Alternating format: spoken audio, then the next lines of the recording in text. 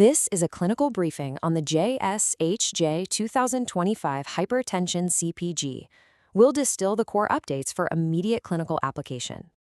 We'll proceed in 5 parts. First, the key guideline shifts. Second, the universal BP target itself. Third, the new pharmacotherapy algorithm. We'll then cover high-risk population management and conclude with a review of contraindications and cautions.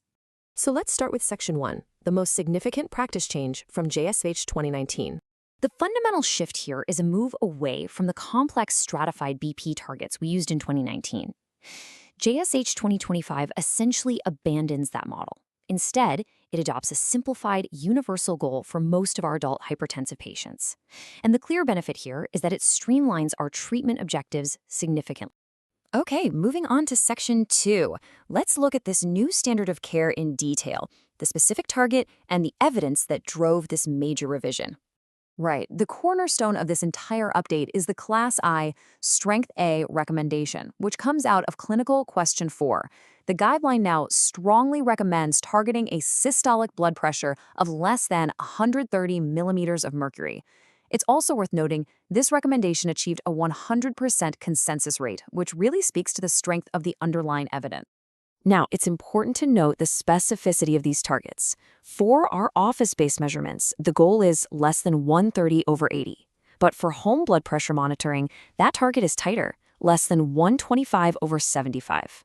This distinction is absolutely critical, especially as we rely more on remote patient management. So, where does this come from?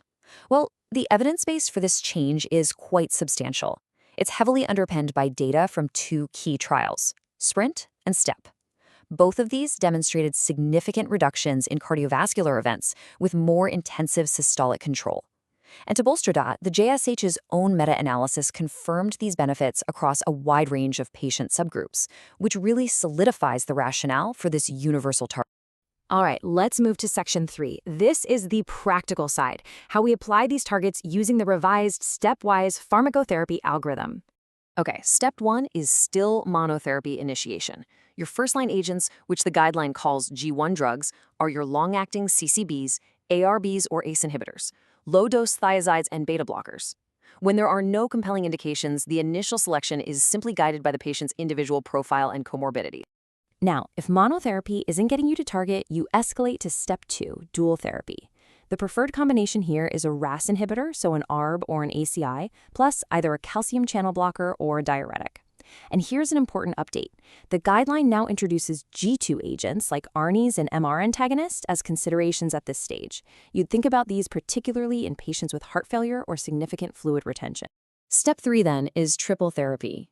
Your standard core combination is a RAS inhibitor, a CCB, and a thiazide diuretic. If you're still not at target with this regimen, the protocol is clear. First, confirm adherence, review lifestyle factors, and then you need to consider a referral to a hypertension specialist for management of resistant hypertension. Now, here's a key tactical change in the guideline. It explicitly recommends earlier, more aggressive treatment.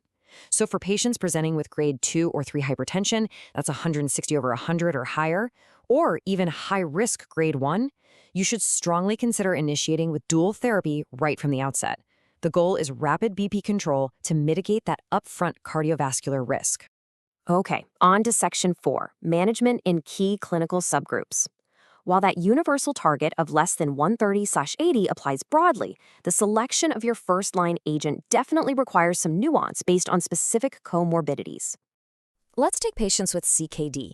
The target remains less than 130/80, but the management strategy really diverges based on the presence of proteinuria.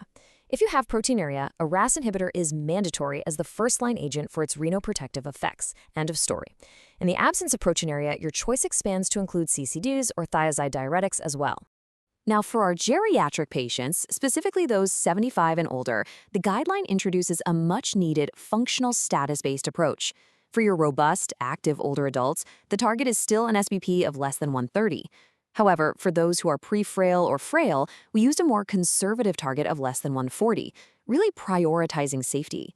And of course, in cases of severe impairment or end-of-life care, the targets are left to individual clinical judgment.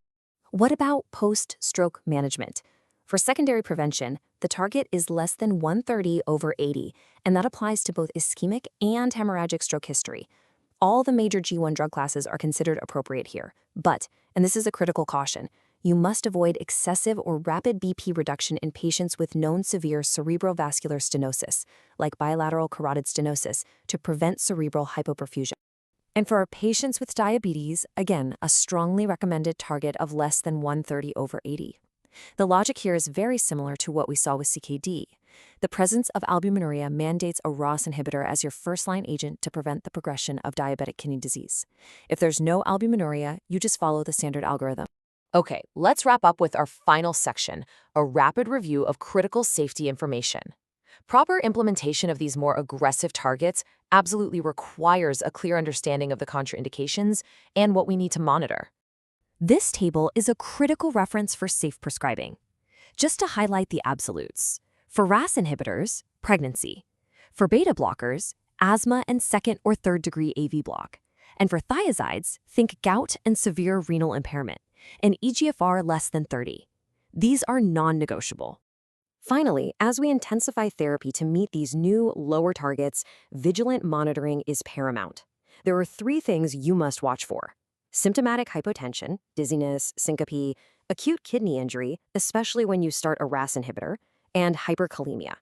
So the primary clinical directive from JSH 2025 is clear: a universal SBP target of less than 130. Implementation in your practice means systematically identifying those patients who were previously considered at goal and beginning the process of safely intensifying their therapy.